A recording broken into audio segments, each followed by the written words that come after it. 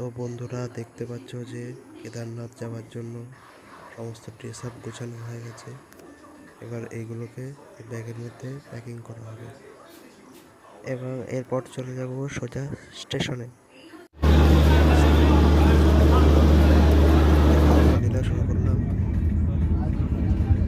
এরপর ট্রেনটা থামবে সোজা হরিদ্বার এবং হরিদ্বারে নেবে সোজা চলে যাব হরিদ্বার হারকি পৌরি ঘাট।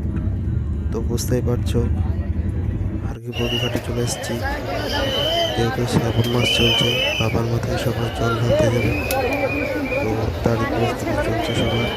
এই টাইমটা প্রচণ্ড ভিড় হয়।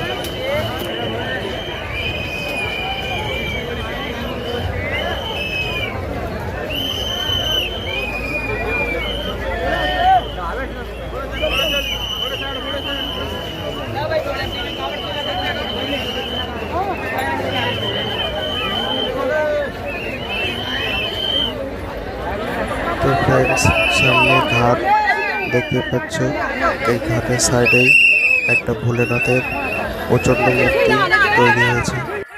দেখে নাও, বিশাল বড় মূর্তি।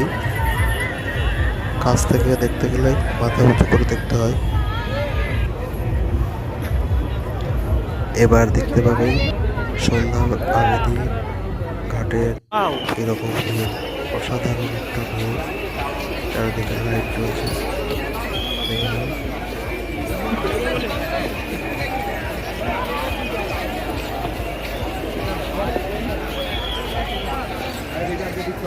সেই ক্যামেরা দিচ্ছে তো এখন, সেই ক্যামেরা দিচ্ছে তো এখন।